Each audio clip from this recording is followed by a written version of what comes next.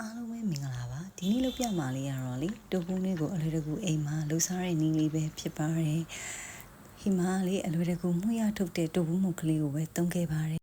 အဲ့တထုပ်ဆိုလို့ရှိရင်လေရေ 1.2 လီတာလောက်နဲ့ချိုပေးရတယ်တိုးဘူးနဲ့မတူတာကြတော့လေတိုးဘူးကြတော့လုံးဝဖြစ်ပြီးတော့လေညောင်စည်းကြတဲ့အထိချိုပေးရတာပေါ့နော်ဒီဟာလေးကကြတော့ပဲစိမ့်နံလေးပျောက်ပြီးတော့ကိုစားခြင်းတဲ့အနေလောက်ပေါ့နော်မပြစ်မကျဲလေးဆိုရပြီပေါ့နော်ပြီးမှပြန်ပြီးအရင်ပြစ်လို့ရှင်ပြီးမှပြန်ခဲသွားတတ်တာပေါ့နော်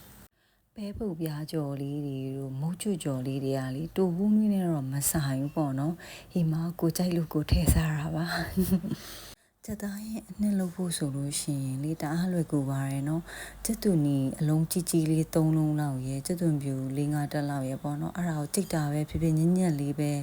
ဟိုလှီးတာပဲဖြစ်လို့ပြီးတော့စီပူထဲမှာစီတက်ပေးပါပြီးကြလို့ရှိရင်ငုတ်တိအစိမ့်မှုလေးထည့်မယ်ဆွနစ်မှုလေးထည့်မယ်အဲ့ဒါလေးတွေညံ့လာပြီဆိုလို့ရှိရင်ဟိမာကတော့ကြိုက်တာပေါ့နော်အဲ့လိုမျိုးငပိစိမ့်စားလေးကိုစီပူထဲမှာထည့်ပြီးတော့စီတက်ရတာသဘောကျပါတယ်ပြီးတော့မှချက်သားလေးထည့်ပြီးလုံးလိုက်တယ်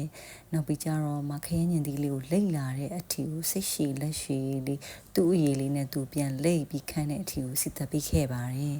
အဲ့လိုလေးလိတ်တဲ့အထီခရမ်းညင်သီးကိုစီတက်ပေးမယ်ပေါ့နော်ချက်တော့အနှစ်များများနဲ့ဆိုရင်ဟင်းခမုတ်တွေမလိုဘဲနဲ့ကိုဟင်းကတဘာဝအတိုင်းပဲချိုပါတယ်မုတ်ဖက်ကလေးရှမ်းခောက်ဆွဲလုံးရင်စားတဲ့ဆန်ခောက်ဆွဲကိုပဲသုံးခဲ့ပါတယ်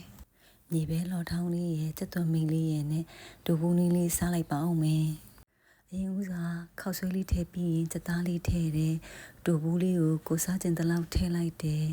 ပြီးကြလို့ရှိရင်အဓိကလေပဲငပြားရဲ့အကြည့်ရဲ့အနောက်ရဲ့ထည့်ပေးရမယ်နော်အရာမှအချိုရတာကိုရစီပါတယ်မြေပဲလော်တောင်းလေးထည့်လိုက်မယ်ချက်သွန်မိတ်လေးဖြူလိုက်မယ်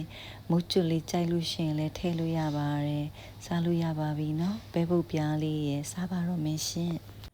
ငရုတ်သီးအဆက်ကြရင်လေငရုတ်သီးအချက်မှုတ်ထဲကိုစားလေးနည်းနည်းထည့်ပြီးတော့စီကိုအပူပေးပြီးတော့ပေါ့နော်အပေါ်ကနေလောင်းချပြီးတော့ငရုတ်သီးစီနီလေးလုပ်ပြီးတော့လဲရောမှွေပြီးတော့သုံးဆောင်နိုင်ပါတယ်တူဘူးနွေးရလေးနာမည်နဲ့လိုက်အောင်ပူပူနွေးနွေးလေးစားရတာဖြစ်တဲ့အတွက်လေ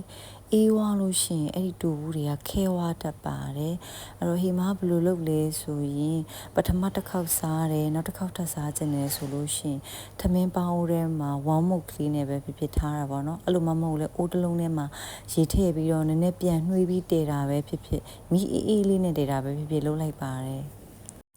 တူနဲ့တက်တဲ့လူတွေအတွက်ကလေးအရန်ကိုစားကောင်းတဲ့ပရိုတင်းကျွေးတဲ့အစားအစာတစ်ခုပါ